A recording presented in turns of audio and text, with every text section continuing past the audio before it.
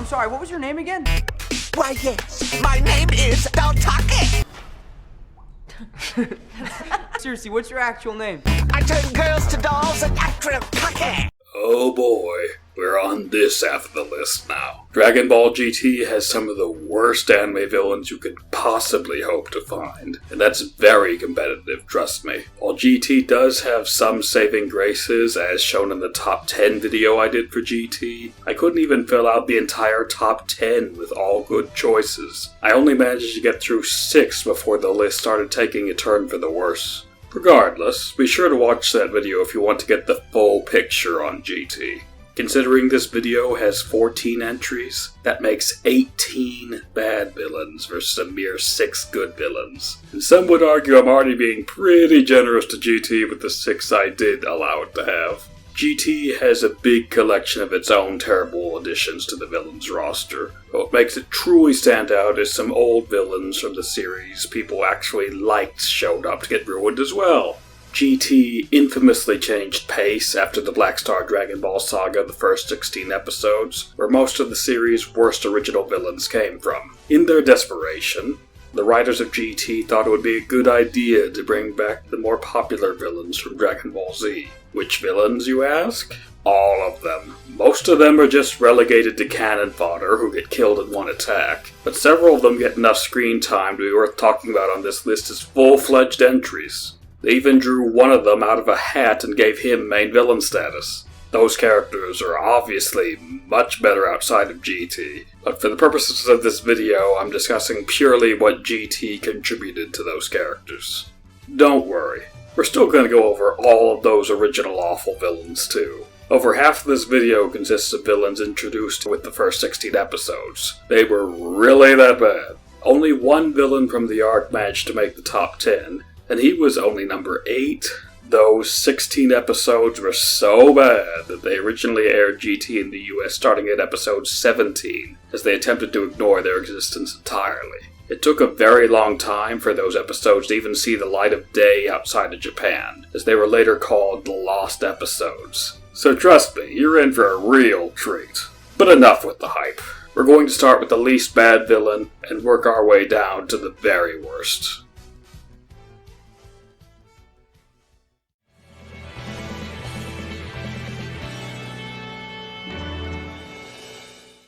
These are a group of 4 robot enforcers working under General Rildo. They do oppose together at one point and have force in their name, but unfortunately they only have a fraction of the personality by comparison to the Ginyu Force. While they do all have one attack or so that's unique to them, beyond that they do very little to stick out from one another, all serving as pretty much the same character outside of their designs and attacks. There's only a single instance of one of them fighting separately from the others, Nat, and he's pretty casually defeated there. They're pretty much all the same character before they fuse, as their dialogue is completely interchangeable with each other. If you didn't believe me before that they were the same character, they eventually all fuse together into one character, and you really don't notice the difference. The fused version of the Sigma Force's only particularly cool attack is their drill. They were definitely more entertaining to watch when they were separated. They aren't just more entertaining to watch when separate, they're also more competent. These robots have phasing-based powers, and the big fat one, Myuu, manages to defeat Goku and Trunks by splitting apart into a million pieces before reforming his body to trap them inside of himself, then uses sleeping gas on them. They outright defeat Goku with no catch, or at least Myuu does. The others don't exactly contribute very much. They're prohibited from executing him by Dr. Myuu. But General Rildo has them observe all of the combat data from Gero to make 100% sure they can defeat him again. This starts to work at first as they manage to avoid all of the attacks of the protagonists, but unfortunately the robots stupidly explain why they're able to do this, which just prompts their opponents to act in unpredictable ways they haven't before and gets rid of their advantage. The voices of most of the robots have heavy filters over them to make them sound more robotic. And I will admit, hearing a Microsoft Sam voice do a generic evil laugh is very unintentionally funny.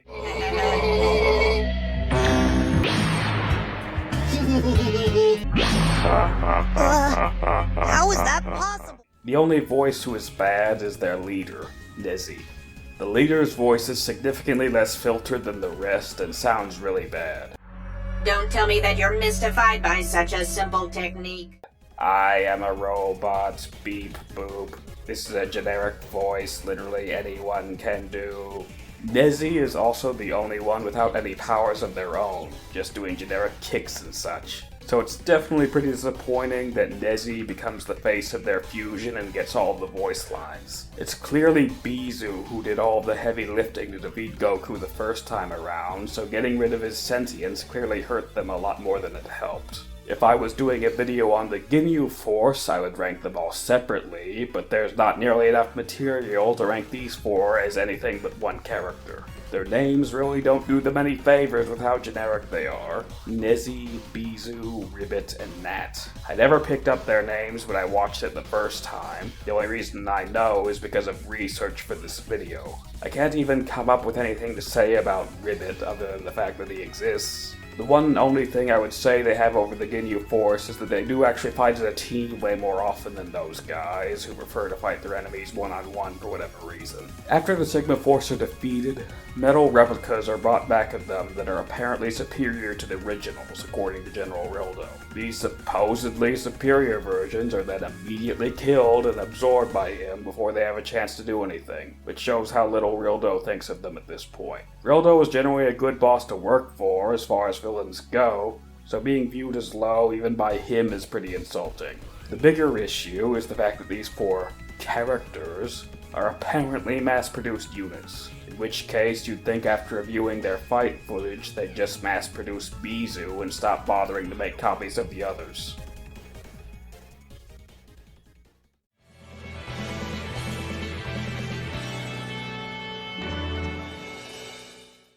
Don Key is not a Mafia Don, despite his name being an obvious pun on the donkey animal. He is referred to as Lord Don Key, implying that Don is his name, not a title. Don Key is a villain who can't fight, who just pays people to fight his battles for him. But for what little he does, he can be slightly enjoyable.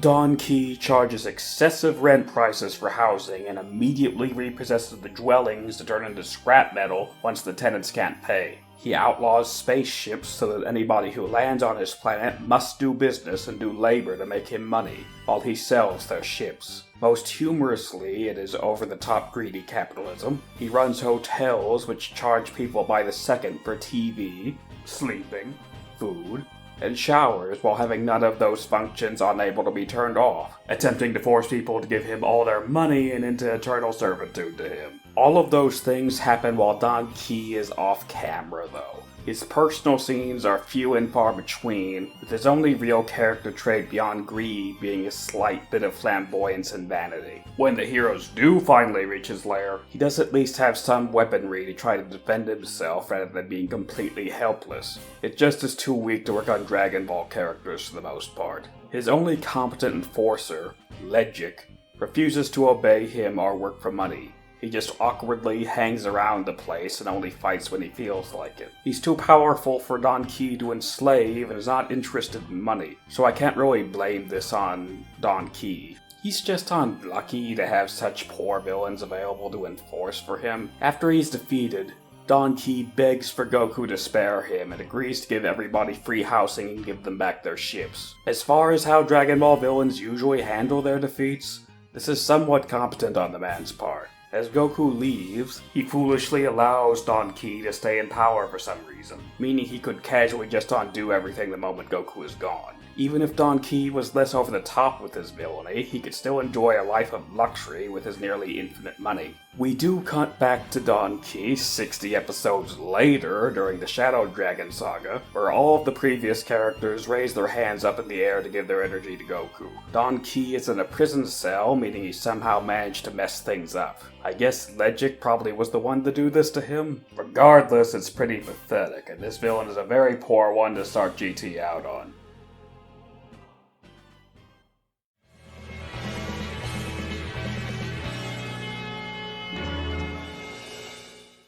Oceanus Shenron is the one female Shenron, and it's the fact she's a girl that makes up most of her character. To be fair to her, she's not just humanoid while the others are all dragons for absolutely no reason, because the humanoid form is actually just some kind of illusion. Her true form is another gargoyle-like beast similar to Nova and Ice, but uglier. Apparently she kills anybody who sees her true form, hating it due to how ugly it is. Her true form is voiced by a gruff-sounding male, so I attempted to look up if her gender was censored from the original sub or something, but no, she's just an incredibly masculine woman who hates that fact. This ugly form is pretty much all there is to the character, and we only see the true form barely long enough just to confirm that it exists, which is pretty awkward. She basically seems to just get forced into the true form when she gets beat up, but it's a complete on-off switch. Seeing her become progressively uglier as it fails or something could be cool, maybe? Unlike Zarbon, who has a similar dynamic of being a pretty character who has an ugly form he hates, Oceanus Shenron has no reason to use her ugly form. While Zarbon is more powerful in his ugly form, Oceanus has no abilities exclusive to the true form or any increase in power. It's handled so much worse that one of her only real defining character traits is a cliff note. Every Shenron is made from a specific wish on the Dragon Balls, but I'm only bringing it up here because it's the only time that it's relevant. Oceanus was created from the wish Oolong made for undergarments. That wish was made because it was the first thing Oolong could think of to stop the villain from getting a wish, but it's still lustful in nature, leading to the creation of the vanity-obsessed dragon. She also hates this fact and is horribly embarrassed about it, making her want to kill Goku for making fun of her over it. This is not a bad idea, but Goku definitely comes across as an even bigger of a jerk than usual in this episode. Oceanus wants to randomly attack a town of fishermen for no particular reason. She isn't as psychotic as some of the other dragons, occasionally being nice and giving them tons of fish from the sea, while sometimes using her powers to blow the fishermen around haphazardly and place them in danger. It's really whatever she feels like. Her motivations are not at all explained. Her character traits are vanity and hating perverted people, which doesn't tie into her actions at all. It'd be more interesting if she, say, hated Oolong and went to hunt him down or something. GT is no stranger to placing heavy importance on old minor characters, so it wouldn't honestly be that out of place. Oolong is a character who's pretty easy to hate, given how he totally reformed after having a camp of slave women before fading into the background, so I think we'd all enjoy seeing him get beat up. Oceanus's fights is easily the worst of all the dragons. Her powers are really nothing to write home about, and there's this really weird sequence where both she and Goku somehow turn their lower torsos into tornadoes. If it's some wind power of Oceanus, whatever, but why can Goku do it? Like every other Shadow Dragon, she gets the upper hand at one point in the fight by firing lots of debris at Goku, but I wouldn't really say there was any point where she could have won in this fight. Every other dragon has a point where they would win if they didn't mess up, but this here is the best she can do, just blowing some pointed stones at Goku. While she's distracted with her current opponent, she is casually knocked out by Pan, who is a weakling who usually gets used as a hostage by other villains. Not exactly the greatest way for any villain to go.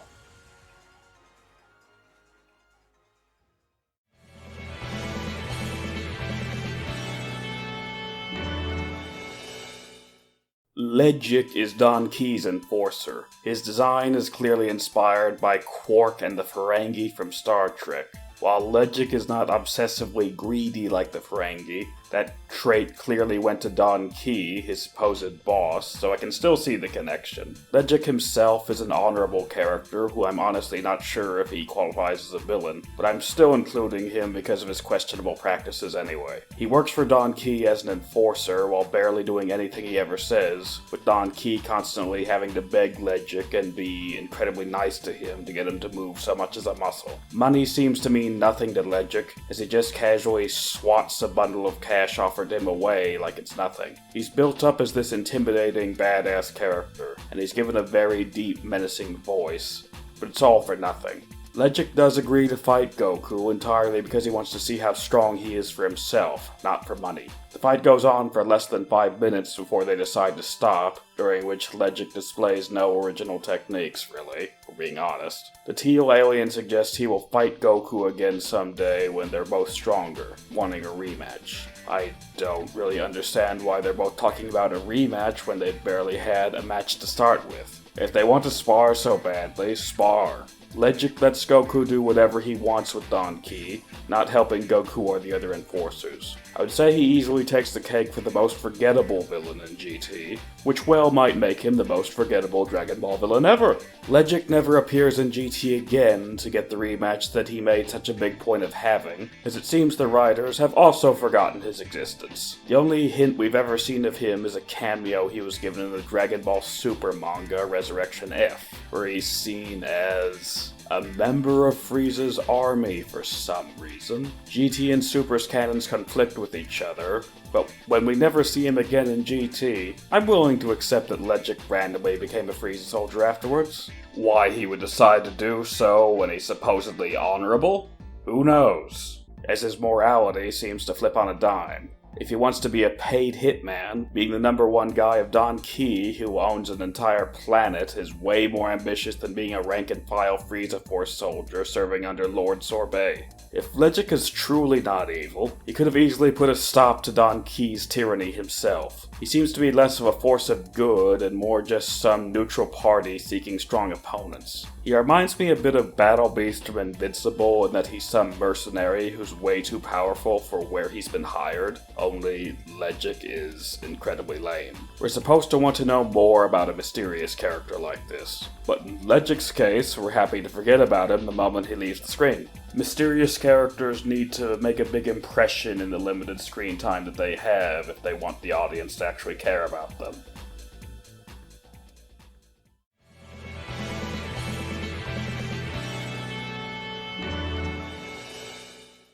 Pilaf is only in the first episode outside of a token cameo later, and he's largely used as a plot device. The reason why Goku is a kid in GT is because Pilaf manages to climb up onto the lookout with his gang and finds the Black Star Dragon Balls. A second set of Dragon Balls which just apparently always existed at the lookout that we never knew about until GT retconned their existence into the plot.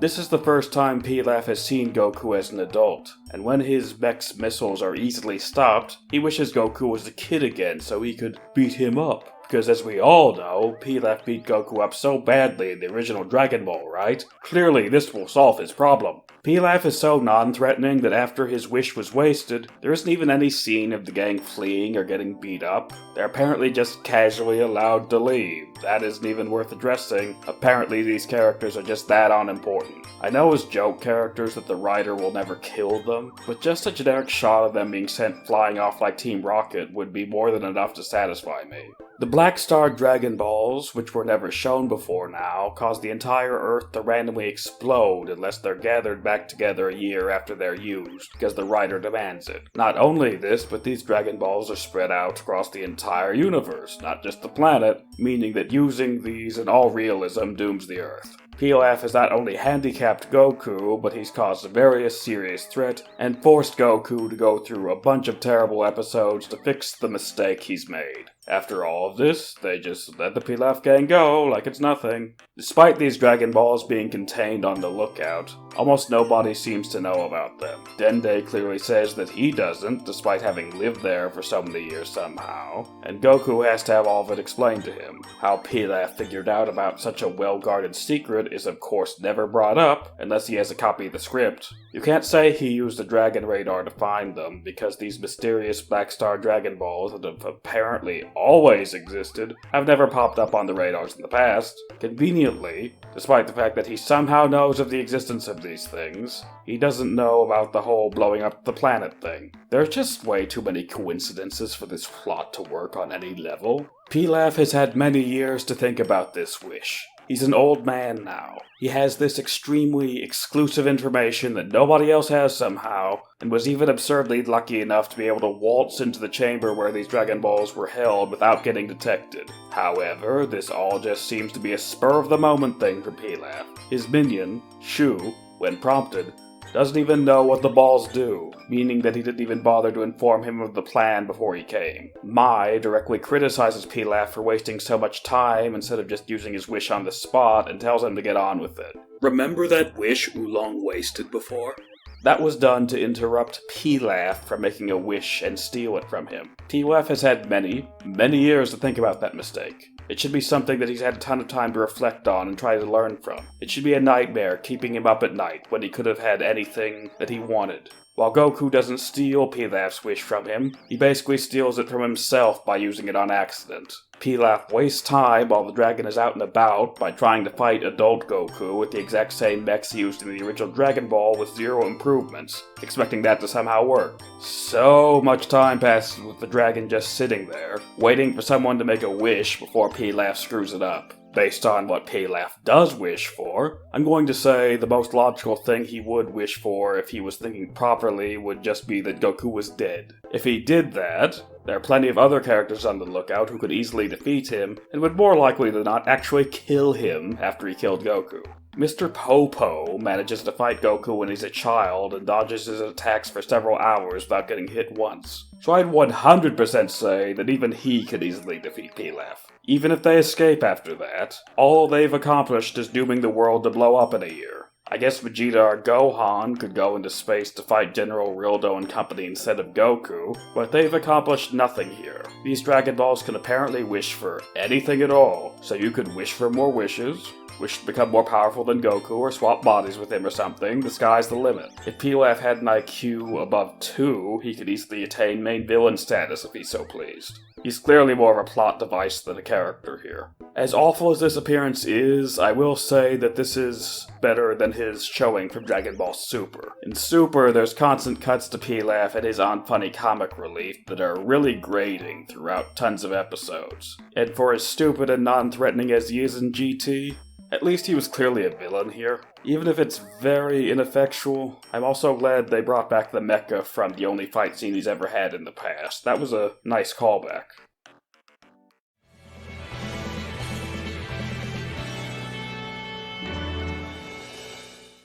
Zoonama is a giant humanoid catfish monster who serves as the villain for 2 episodes. His episodes are some of the worst in the series for sure, although absolutely everybody is too dumb to live in these episodes, not just Zoonama. Zoonama is terrorizing a village by threatening to wiggle his whiskers and cause earthquakes to erupt, which seem real to everyone at the time. He regularly shows up to the village and demands they give him tributes to stop the earthquakes. But eventually food stops being enough for him, and now he wants them to give him a bride. He has a specific woman picked out, and he says he'll show up the next day to come grab her. Instead of just beating up Zoonama and ending the conflict instantly, the heroes are too afraid of him causing earthquakes to do so.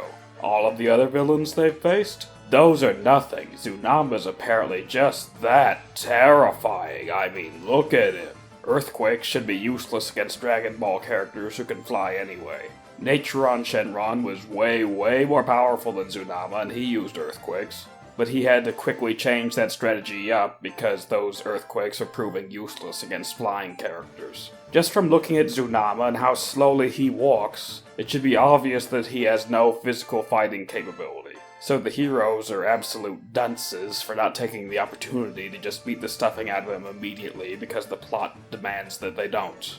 Their solution is to disguise Trunks as a woman and to go undercover and poison him, because that's how Dragon Ball characters do things, right? We all know Goku just absolutely abhors violence and fighting, and prefers to do things without conflict. This is the second real villain in GT that really did a good job of setting GT's awful tone. Zoonama somehow doesn't notice the difference between the bride that he picks and Trunks, and so he takes Trunks to his lair, constantly failing to notice the countless telltale signs that Trunks isn't who he claims to be. Trunks eventually loses his wig entirely and desperately just says his name is Trunkset instead. Zoonama recognizes that he's been tricked, but continues to go on with it because he likes Trunks. Later, when Trunks finally sheds the disguise entirely and goes back to his main clothes, Zoonama only then finally finds Trunks unattractive.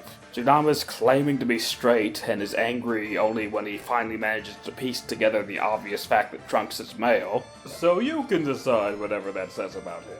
The stupid plan does succeed, and Zoonama is successfully drugged, causing him to lose one of his 2 whiskers before he jolts up awake. He desperately wiggles the whisker he does still have to try to get his enemies to flee in terror, to reveal that he has absolutely no powers. His whiskers can only predict earthquakes, not cause them, meaning we waited all this time for nothing. A guy with earthquake powers in a small cavern where the heroes can't jump or fly over them could potentially be an okay fight, but of course we can't have anything resembling typical Dragon Ball fare. That's not allowed. The fact Zoonama cannot actually cause earthquakes means that he is ludicrously lucky, as whenever he goes to the village to start threatening them, he's just banking on the fact an earthquake will just randomly start happening so he can take credit for it. If that luck wasn't enough, everybody decides to just spare Zoonama after all the food and treasure he's stolen, and trying to force a woman to marry him against her will. Not only do they spare him, they welcome him with open arms into their community because Zoonama is just really nice once you get to know him. It'd be bad enough if the random villagers said this, but no, the woman he was trying to force himself on says this, as well as her fiancé. It's nothing short of baffling. The monstrous lustful predator wasn't really so bad after all. Zoonama is based on various folklore legends about catfish being associated with causing earthquakes. Japan loves this character archetype, as seen with Whiscash from Pokemon and the giant catfish monster from Toho. Perhaps the most obscure evil earthquake catfish I found is from some anime called The Brave Frog, where the plot is almost exactly the same as Zoonama's 2 episodes. Bruto the catfish demands food from the Frog Mafia Don, who in turn takes it from the people of the pond. Eventually, Bruto demands the Frog Mafia Don gives him his daughter as his wife. This predates GT by a couple years, and is a weird thing to rip off, to say the least. While this frog anime isn't exactly great either, it's worth mentioning there's no cross-dressing in there. Bruto is also portrayed as the monstrous villain that he is, and gets killed in the end, rather than being randomly forgiven. Don't you just love GT's contributions to this classic Japanese tale? The only reason I don't rank Zoonama lower is because all of the characters around him are significantly stupider than he himself is in his episodes. Make no mistake, his episodes are absolutely some of the worst in all Dragon Ball media.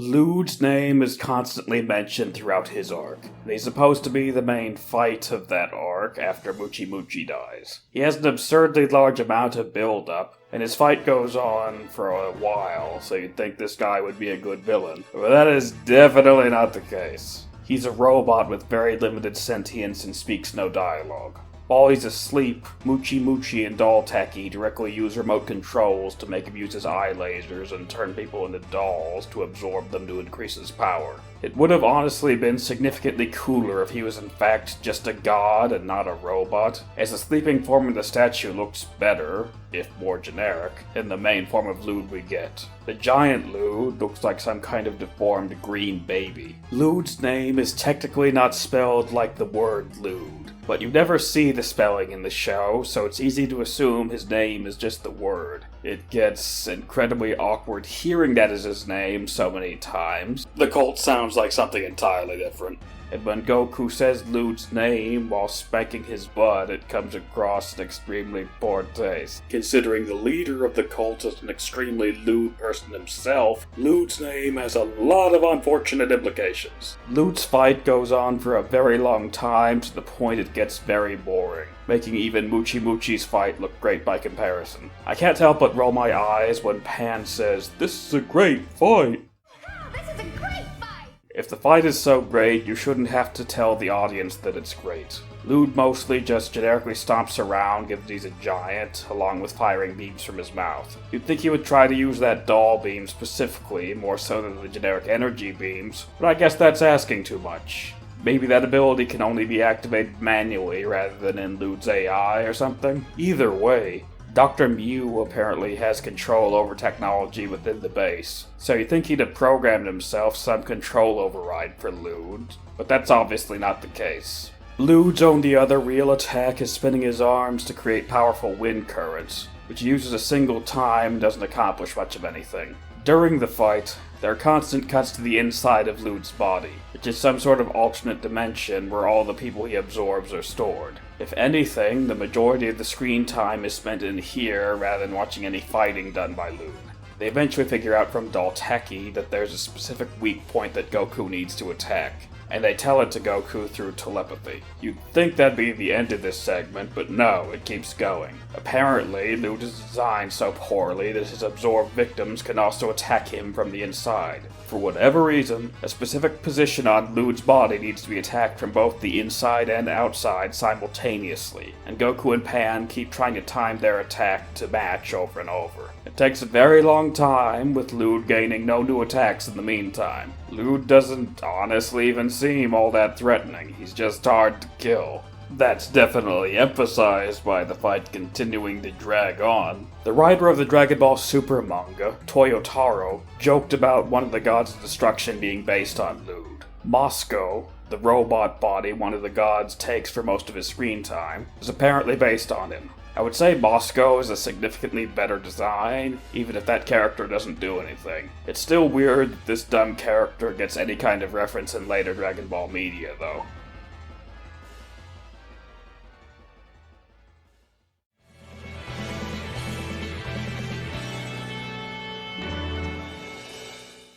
Here he is. This is the guy I know everyone's been waiting for. This is the one main villain of this series who I do not like at all, and he's a recurring villain from Z. His arc is even shorter than Omega Shenron's at just 6 episodes, and a lot of that time is dedicated to his creators, Dr. Gero and Dr. Myuu, as well as the other villains who escaped from Hell. While in Hell, the two doctors recreate a robotic, brainwashed version of 17 that's loyal to them. Then when they go to Earth, they plan to fuse it with the original 17 to brainwash him as well. When the Hell 17 comes to Earth, he attempts to use telepathy to brainwash the main 17 to come over and fuse with him. It's not at all explained what 17 was doing between the events of Z and GT, other than just standing around doing nothing. Once the brainwashing starts to take effect, he immediately goes to find 18, wanting to try to brainwash her to come to his side as well. Apparently, he's never bothered to talk to her at all the time since the original Android saga,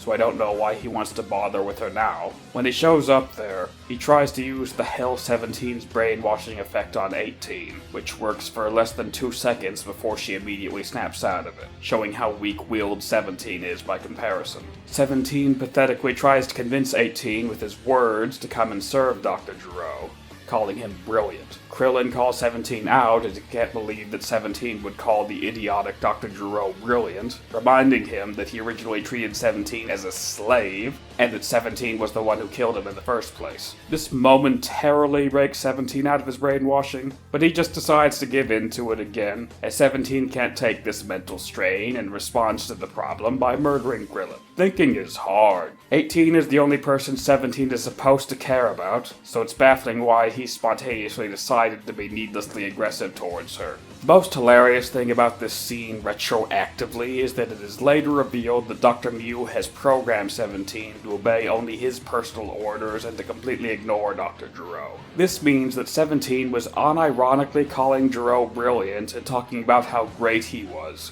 No need for brainwashing at all. It really seems like 17 just wanted to go back to being a generic psychotic villain, and the doctors just provided him with the excuse to do so. This mind control is clearly not at all difficult to break out of, but he actively decides to choose to fuse himself with the Hell version of 17 to boost his power. This is all incredibly vague and not explained by the series, rather than them making any kind of point of it. By comparison, Vegeta voluntarily going under Babidi's mind control to become stronger and kill Goku, despite the fact he's able to resist it, is far more interesting because it's actually made a point of in the plot.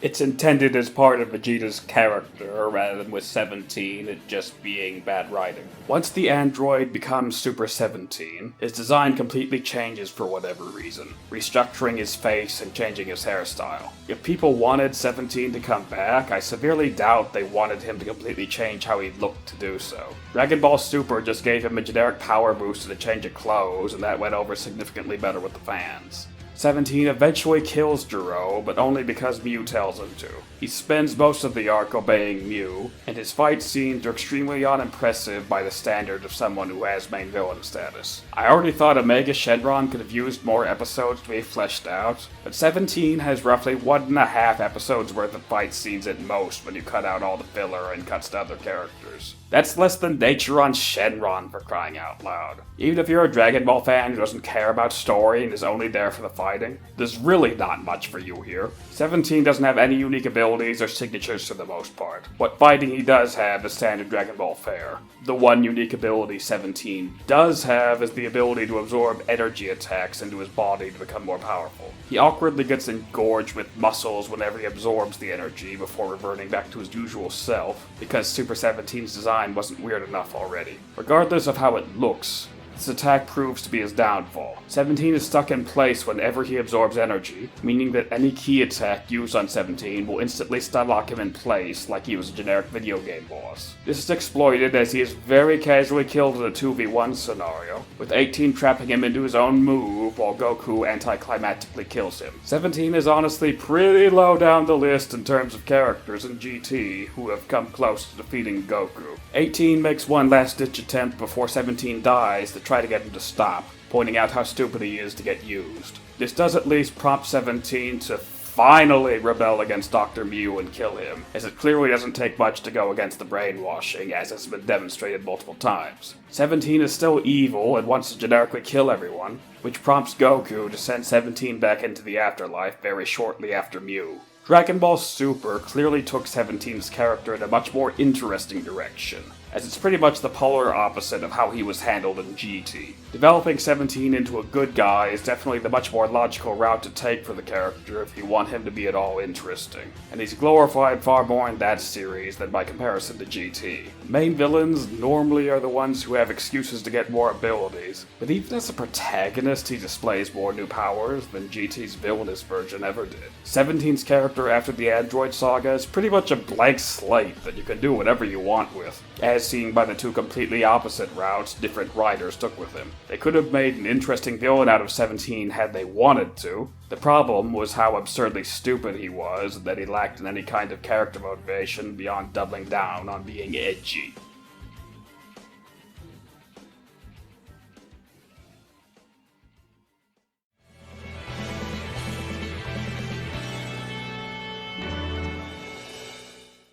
Aside from Android 17 himself, Dr. Gero gets to play a very large role in the revived Android 17 saga. He works with Dr. Myuu to make a new version of 17 in Hell, which he somehow has the resources to make and is allowed to do, for reasons unknown. I don't know how or why Gero reconstructs him to look identical to the original, why he doesn't work on Cell, who's right there in Hell with him, or God forbid, on himself. The arc starts with Gero having a flashback to being killed by 17 the first time around, so you'd think he'd be more careful about this. Gero seems to have access to whatever he needs in GT's stupid version of Hell, given he even can have a toast and drink wine with Dr. Myuu. I didn't know Hell serves such delicacies. You could argue that Gero's new robot is unrelated to the original 17, so he doesn't have to worry about that character's free will getting in the way and him getting betrayed. But Gero's plan does in fact involve the first 17. Gero intends to use the duplicate version of 17 he created to brainwash and fuse with the original one. This brainwashing effect can easily be resisted as 17 breaks out of it multiple times temporarily, and 18 fully breaks out of it when it is attempted on her with minimal effort. Gero is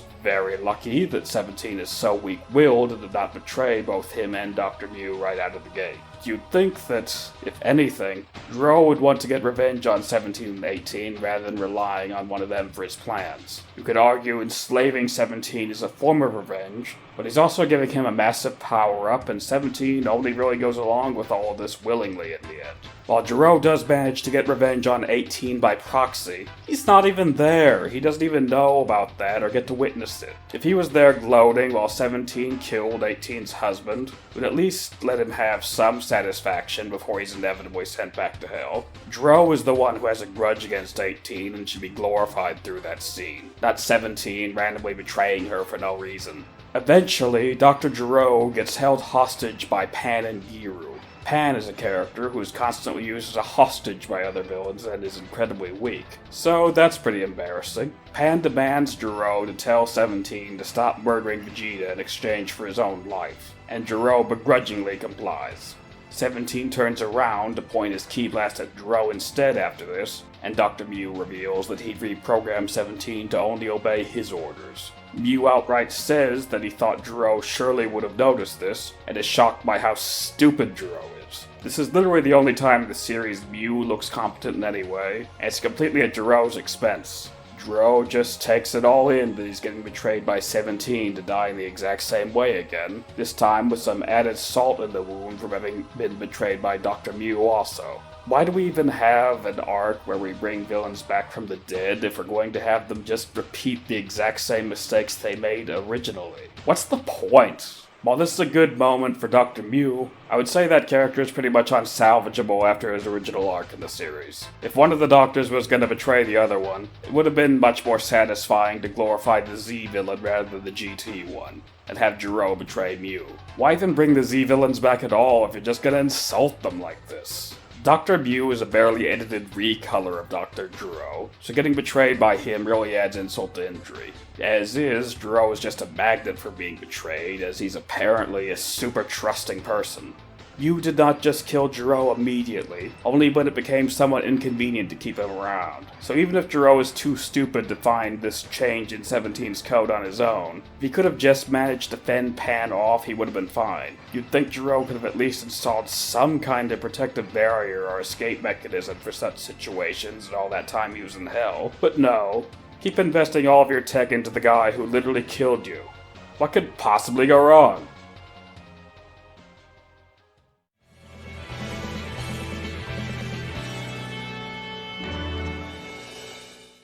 Didn't expect to see these two on here, did you? Obviously, this is ranking them exclusively based on their appearances in GT, as they are much better in their source material where they aren't butchered, that goes without saying. During the Hellfighter 17 arc, all the villains come back from Hell to fight, including the two remaining big bad guys of Frieza and Cell, since Buu is turned good by the end of Dragon Ball Z. Frieza and Cell share 100% of their screen time together here, so it makes sense to put them on as one entry. The two of them decide to stay in Hell rather than leaving it, waiting for Goku to be bathed inside before Dr. Gero closes the portal behind him and traps him inside of Hell. Frieza and Cell are eager to get their revenge on Goku and are happy to try fighting him again. Their initial fight is rather pathetic, with them not landing a single attack on Goku. Cell fires a Kamehameha that gets redirected into himself and kills him, while Frieza gets his Death Saucer redirected back at himself and dies in the exact same way he did originally. All that time in Hell to think over his mistakes, you'd think Frieza wouldn't be so idiotic to literally get killed that way again. As if that wasn't enough, Frieza calls the Death Saucers Destructo Discs. Don't get overconfident. You haven't felt my destructo. Which is a blatant error. While it's true that Frieza based his Death Saucers on Krillin's Destructo Discs, he improved them by making them manually controllable and renamed them primarily out of his ego. So it's wildly out of character for him to go back on that and call them Destructo Discs again. It's like he's being respectful to Krillin or something by doing that. After they both die, they magically regenerate immediately because the logic of Hell and GT is stupid, as apparently people who die in Hell immediately come back with no damage. Cell then captures Goku with his tail and sucks him all the way up into his body to try to absorb him, to the point that he can even begin to feel Goku's power getting added to his own. Goku then generically goes back out of his tail through wacky cartoon hijinks, not dying for no reason. Upon getting out, Goku says he was able to escape this because he had good strategy, not because of bad writing. 17 and 18 just had poor strategies because they didn't just decide to not get absorbed. Frieza and Cell knock Goku into a little pit in Hell where he's supposed to go through some kind of unfunny comic relief torture. It ends with him getting trapped in a block of ice. They prepare Blast to kill Goku while he's trapped, loading, but because of some arbitrary reason, the ice block torture doesn't work on Goku because he's not really dead, so he breaks out of it. Even with this in mind, he stayed trapped long enough that they could have easily just killed him from here anyway had they not wasted time loading. After Goku gets out, he casually puts them into the ice block torture instead, where they die and are never heard from again for the rest of the arc. What a great way for two of the most iconic villains of all time to go! Seriously, these two guys and 95% of the other villains of this arc would have been much better off staying dead rather than getting paraded around as jokes like this. If they wanted to bring them back, they needed to make an actual point of it, like with Frieza and Dragonball Super, not just go for a cheap, low-budget appearance like this. The two of them get killed in roughly an episode's worth of screen time.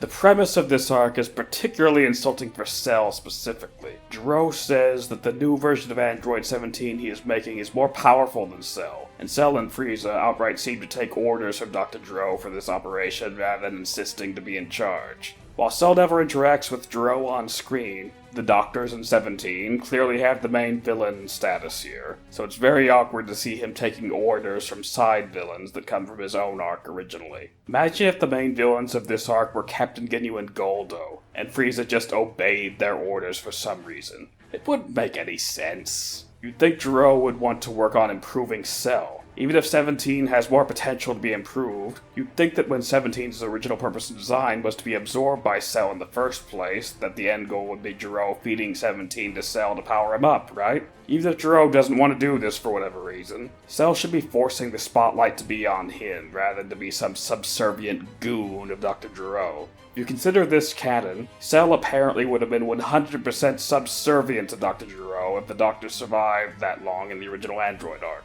It's also worth bringing up that Cell directly insults Frieza at one point, and Frieza barely even is given a chance to retort. Just pretty pathetic for his character. The main highlight of Fighter Z's story mode is watching the villains interact with each other who've never been able to do so beyond awfully done moments like here in GT. In Fighter Z, they have a much more interesting dynamic where they have an uneasy alliance between them.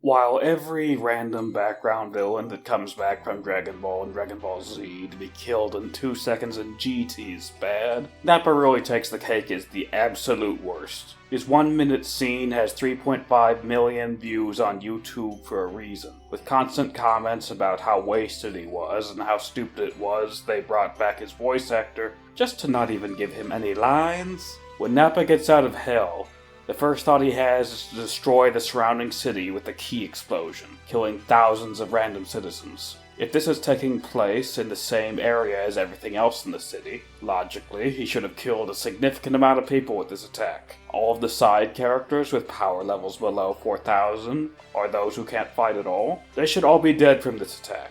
Most notably, that would include Vegeta's wife, Bulma. Which would mean Nappa would have actually got the revenge on Vegeta he so clearly wanted here. I mean, they show Red Ribbon Army villains a lot during this time who should have been team killed by this random irrational attack from Nappa. Of course, nobody important was killed by this giant explosion somehow, just unnamed background characters. All this attack accomplishes is a gigantic broadcast to all of the good guys as to his location, screaming for people to come kill him. Vegeta honestly gives him some good advice to call it quits and split town, when his power level was so low compared to everyone else because he couldn't scale while he was in hell. After having had several years in hell with nothing to do but become more bitter about how much he hates Vegeta, how does Nappa respond to this? He just generically growls and charges Vegeta, something he knows he has absolutely no chance of winning, before getting casually killed in one attack. You could say he was training in hell or something, so he thinks he might have a chance, but this is obviously super idiotic on his part, makes him look like a loser, with Vegeta calling him one posthumously after he kills him. Nappa has incredibly good reasons to utterly loathe Vegeta. Vegeta was just a child when Frieza blew up his home planet, with Nappa and Raditz as the only survivors besides Vegeta. Raditz barely seems to interact with the other two, so Nappa was for all intents and purposes Vegeta's father figure. It's not like anybody else cared about Vegeta, given literally every other character from Vegeta's past in the Frieza Force despises him. We don't know a lot about the relationship between the two characters, but at the very least, Nappa was the only thing Vegeta had for the first leg of his life that was anything even remotely close to a friend, and Vegeta killed him for losing to Goku in a fight he couldn't possibly win. That's pretty monstrous right there. Nappa is very justified in his hatred of Vegeta. When Vegeta killed Nappa the first time, he was a villain through and through, no anti-hero about the guy yet. Since going through all of Dragon Ball Z, though, he's developed heavily and even has a wife and kids. You'd think he might want to see some sort of potential in Nappa to change like he had, or to do anything at all with his previous life. But no, Vegeta just executes the man. I'm not saying the entire series has to change because of this relationship, but at least some sort of dialogue to address their past together would have been nice. Again, it takes Fighter Z to correct this and give us the only true dialogue exchange between these two characters they've ever had that takes place after Vegeta kills Nappa. Even if we're gonna say that Nappa's just hell-bent on getting revenge on Vegeta right here this very second, he could at least be more intelligent about it. There's no reason to loudly broadcast his location. He could go off to try to kill Bulma to get at Vegeta that way, and there's nothing Vegeta could really do about it. Logically, though, you think he'd try to get out of this zone where villains are dying left, right, and center, rather than just throwing his corpse on top of the pile of dead bodies. Even aside from the fact that the arc between Nappa and Vegeta so badly deserves a conclusion, Nappa isn't just some minor villain. I'd say he's easily the most important villain in Z, aside from the designated main villain of each saga, placing him as number 5. His only real competition is Babidi, but most Dragon Ball fans ignore characters that can't fight directly like Babidi, so I'd say Nappa pretty definitively earns that spot. Nappa isn't somebody you just have get killed in the background like he's nothing. They could have easily dedicated more episodes to this saga to address the other villains rather than having them all killed off so quickly. But no, we clearly needed all those episodes in Black Star Dragon Ball fighting its wonderful episodic antagonists. It's also worth mentioning that Nappa does technically have a line in GT, but they couldn't be bothered to have any dialogue exchange between Vegeta and Nappa. Hey guys, look who decided to pay us a visit. What the heck does he think he's doing down here? Nappa just talks about something irrelevant to Officer Black, because clearly that's who he wanted to see him have a conversation with.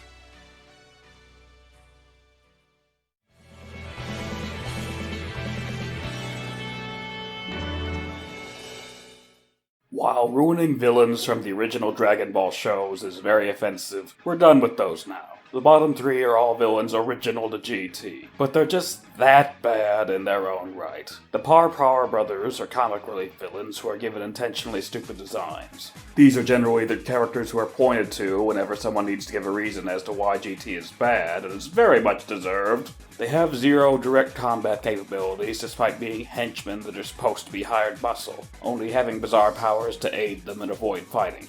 Their main claim to fame is a boombox that hypnotizes people and forces them to dance against their will, in what's arguably the most infamous GT scene. It takes very long to start working, so against anybody who knows how their power functions, they can just casually beat them up before it starts going. They rely on their weirdness factor to not get utterly obliterated by their enemies before then.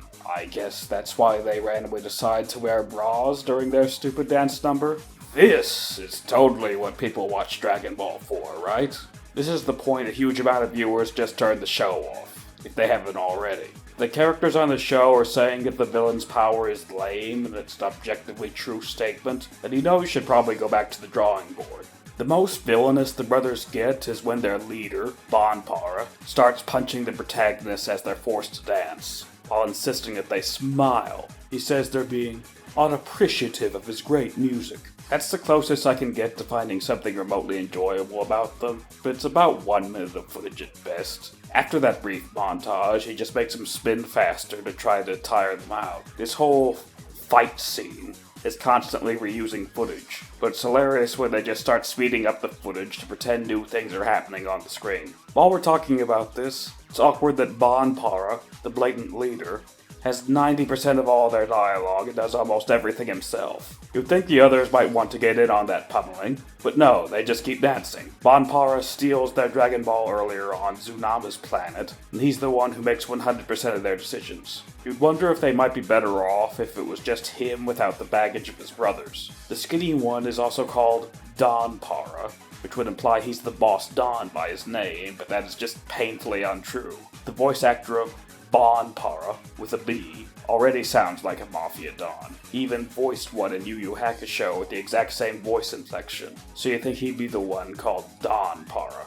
On a technical level, the Power brothers have the feat of successfully defeating Goku and Trunks. The only reason they're undefeated is because some random worms show up to interrupt them, which shows that this stupidly designed power can't provide for any particularly satisfying fight scene. Considering their powers do work on Gero the robot, I assume with enough time it would work on the worms too, indicating that if their enemies don't just stand around doing absolutely nothing, they could beat them up easily before the mind control took effect. Hey, Shenron has a similar deal where he just wins fights after a long enough time passes, but at least he had a plan to stall for that time instead of the writing making his opponent stand there and do literally nothing while his power starts working. Outside of their fight scene, the brothers are largely used to hype up Cardinal Muchi, seen as stiveling worms against him. So wonder they didn't try their mind control music on him, but I guess they correctly assumed he would just zap them into dolls long before it ever took effect. He too mocks their powers as idiotic, so he clearly knows how they work. After being absorbed by Lord Luud and they're inside his weird body dimension, they provide help to Goku by using telepathy to tell him about Luud's weakness. Now, what's particularly egregious about this is that they claim to use it, they have to sing, which is incredibly annoying to both the characters on screen and to the viewers. It's time for us to save the day. Hearing these awful voices sing is bad enough, but they later claim that they don't even have to do that, they just want to sing and annoy people. Well, Power brothers, it's working, you're sure annoying me. In their first appearance, Bonpara uses shape-shifting, an ability he generically has to disguise himself as a random citizen. He uses the opportunity to steal one of Goku's Dragon Balls before fleeing to his ship and giving the ball to the Cardinal. This is the only time he uses this ability and never brings it up again. This doesn't remotely go with their theme of music, so I can see why it was phased out. But why did the writers give him that power in the first place? Was it really that necessary for him to be in a disguise he barely uses for 2 seconds? The fact he can shapeshift just makes them even more incompetent. He could use this power to get one up on Muchi by turning into Dolltaki or Dr. Myuu or something and giving him orders, or just using it to blend into the crowd. He could just turn into something smaller when he's tied up to get out of his ropes. Or, I don't know, use it to actually help him fight in any way. Ignoring how he could use it to be more competent, I think it's also worth bringing up that this man can actively choose to have any body he wants, and this is how he chooses to appear. While it is enjoyable to see Cardinal Muchi torture these guys a bit, unfortunately they don't die. After the Lord Luud arc, the Power brothers survive, and are later seen giving their energy to Goku in a generic cameo. Dolltaki at least has the decency to die after his arc is over.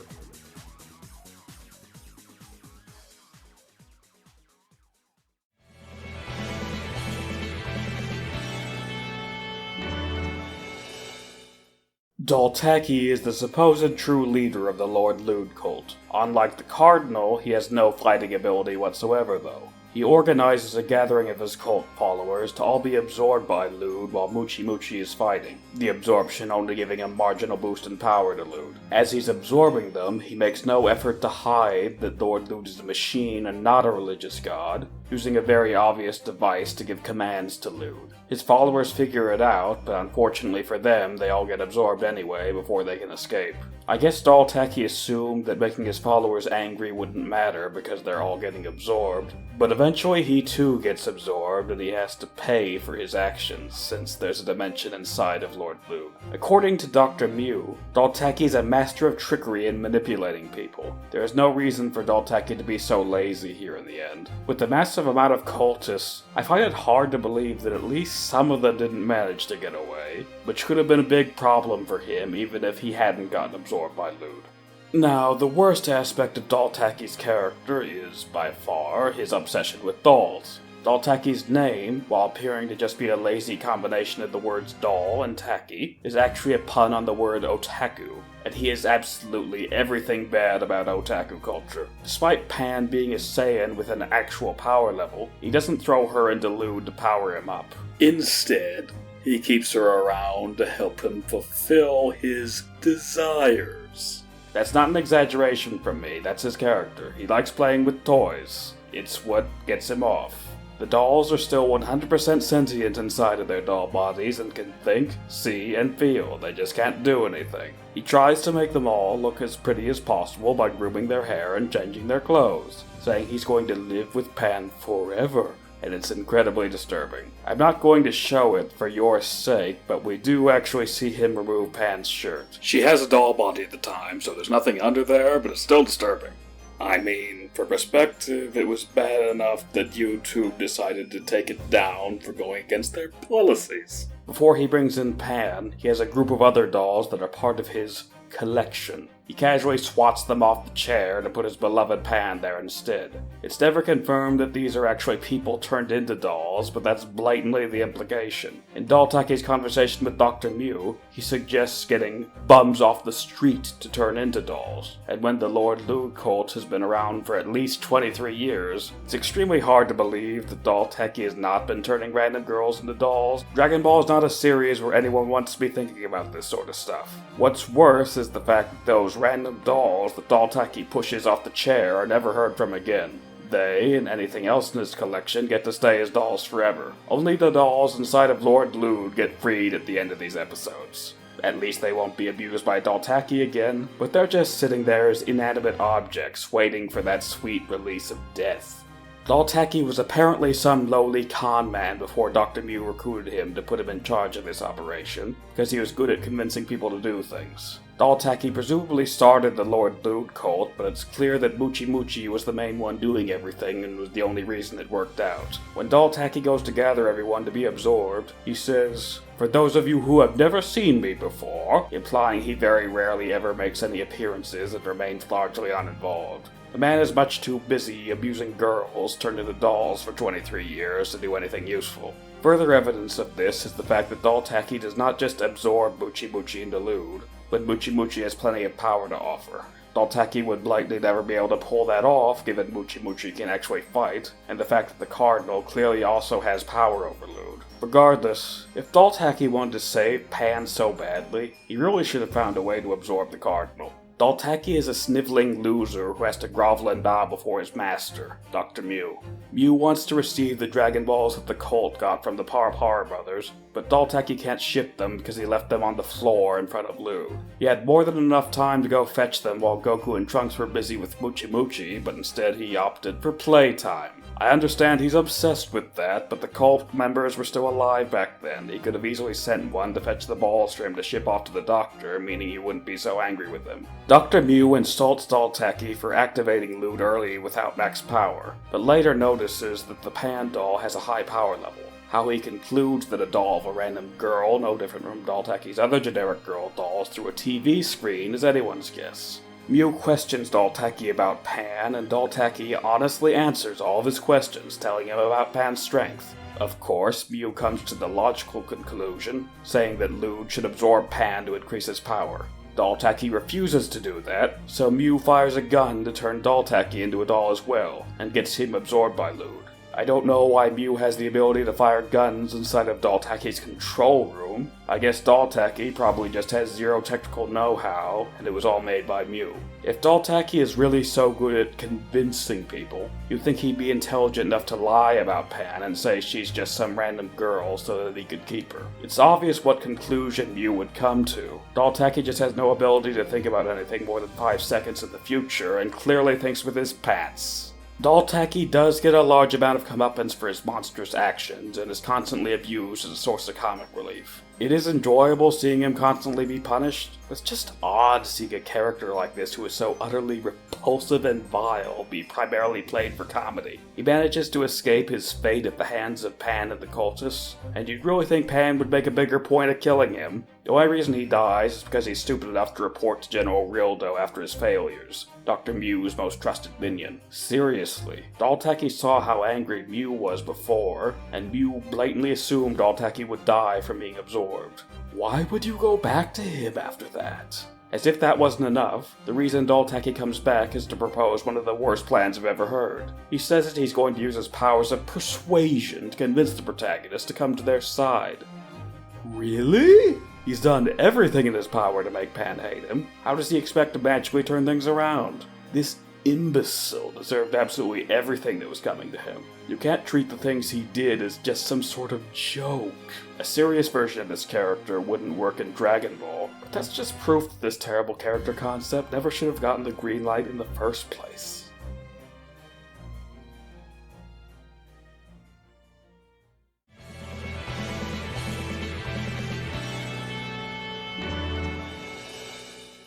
Dr. Myuu is the most overarching antagonist in all of GT. On a technical level, you could say he's the main villain of GT. He's the villain of Black Star Dragon Ball, and he's a supporting antagonist who's responsible for the actions of Baby and 17 in those arcs. The main reason Dragon Ball fans don't talk about him is because he can't fight, but he deserves attention for just how bad he is. The first time we see Dr. Myuu is when he contacts Dolltaki. The Lord Luud arc is an absolute mess. It's definitely not something you want to take credit for on your resume, something I've already talked about in great detail. The real highlight, though, is Dr. Myuu apparently raised Dolltaki like a son over 23 or more years. Why must you disappoint me like this? I raised you like a son. And gave the man absolutely everything, as it's clear Dolltaki has never worked for anything in his life. I'm very sorry. Remind me, who was it that took you off the streets when you were nothing more than a smooth-talking con man, huh? You, good doctor. It was you. And who was it that took that gleam of talent you showed back then and molded it not only into the first guardian of Luud's construction, but also the leader of the entire Luud order? You again, Doctor. It was all you.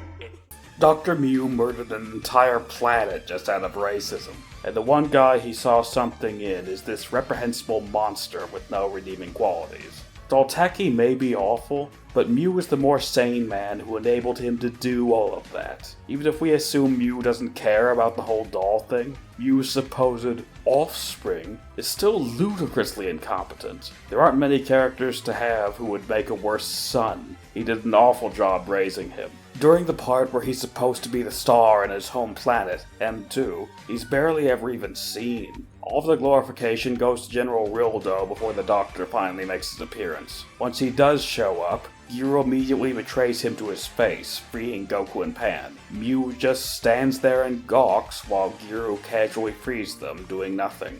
Gero is one of the weakest characters in the series. Even Dolltaki casually just kicks Gero and he's defeated. So Myuu could easily stop Goku from being saved and undoing all of Rildo's extremely hard work. Later on in this scene, Myuu attempts to contact Rildo to come save him by ordering a minion to fetch him, but is blocked off from doing so by the heroes. You'd really think that Dr. Myuu would have some kind of way to remotely contact his only competent minion, considering the entire place is made out of technology and he's a bad scientist, but no. A simple walkie-talkie is just too complicated for him. Dr. Myuu has apparently been spending a very long time constructing some version of Baby, but Trunks has already mostly disabled this baby from off-camera somehow. Dr. Myuu is constantly screaming, "My baby!" like it was actually his biological child or something. He says it enough times to even make Metroid Other M embarrassed. The baby. My baby! The baby. And the baby. My baby! For the baby. Of the baby. For the baby. I'm sorry, baby. My baby! Oh, baby! My beautiful baby! Babies cry. The baby. Babies cry. My baby! My baby! Baby! Baby! Live, baby! Please! You're my only baby! My only! Baby's my baby! My baby! Baby! My darling baby! Oh, baby! My baby! My baby! Baby! My baby!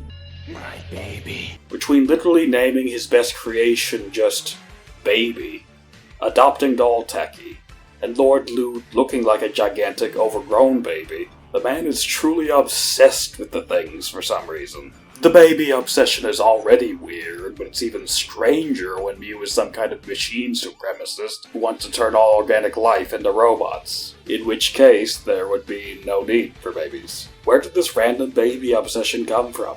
I guess maybe Myuu was trying to make up for how bad his adopted child, Dolltaki, turned out?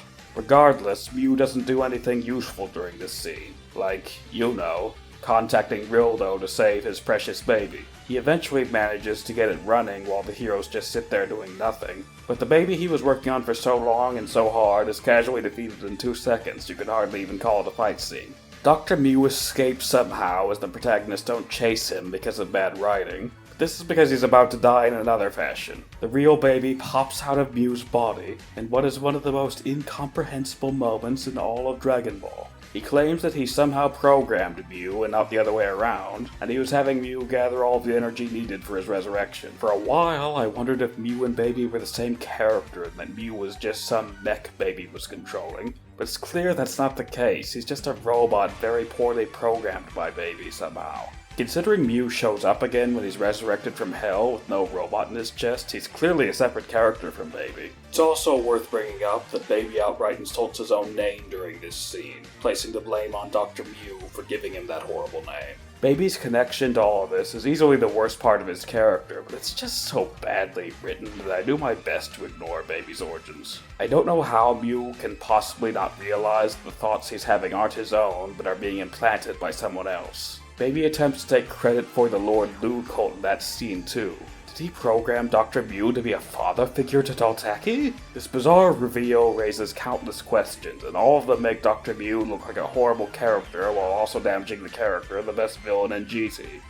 After his death, Dr. Myuu works alongside Dr. Gero in Hell. Having him directly interact with the character who he's a very direct ripoff of just highlights that fact further. He worked with Gero to reconstruct a more powerful version of Android 17. To Dr. Myuu's credit, he ends up betraying Dr. Gero before the other doctor can do so to him, and he retains 17's loyalty for a surprisingly long streak, with 17 mindlessly following his orders. It's only when Myuu stupidly questions 17's manhood and starts insulting him like an idiot that 17 casually betrays him, leading to his second death being betrayed by something he had a hand in creating. He was just asking for it at that point. Gero directly warns Myuu about the time the original 17 betrayed him in the past, so you'd think he'd learn from that and be cautious, especially after that whole baby incident. But no. Despite him claiming in his initial appearance that he learns from his mistakes, he repeats all of those mistakes in exactly the same fashion again when given the luxurious second attempt at life he in no way deserved. If he can reprogram 17 to ignore Gero's orders, clearly he can program him to actually be obedient to him, right? From an in-universe perspective, I have no idea why Myuu works on making a better version of 17 in the first place. Ignoring Super's continuity because it's not canon to GT and didn't exist at the time, General Rildo is apparently more powerful than Majin Buu according to Goku, who in turn is far more powerful than 17. Even if we take Super into account, Myuu has no reason to believe that 17 fighting random soldiers with power levels of 5 would make him strong, or any way to know what he's doing in the first place. Rildo has been completely loyal to Myuu and his cause from day one and has shown tons of potential for taking on various new forms. And he's already defeated Goku before. The only reason Rildo lost was because of Baby's interference. Working on making a more powerful Rildo would make far more sense. Despite Rildo also getting resurrected during this arc and having a brief fight scene, Myuu and Rildo had never seen interacting during this arc at all, which is another big wasted opportunity. Thank you so much for sticking with me this entire time to finish the video. If you haven't already, be sure to watch the first video in this series, where I go over the better half of GT's villains in just as much agonizing detail to see what makes them tick. Who do you think the worst villains in Dragon Ball are, GT or otherwise? Write me a comment and let's get the discussion going. Commenting also lets me know that I'm not talking into an empty void and really helps out my channel. Feel free to tell me what other villains you'd be interested in seeing me discuss. Don't forget to like and subscribe if you want to see more videos similar to this one. See ya in 2022.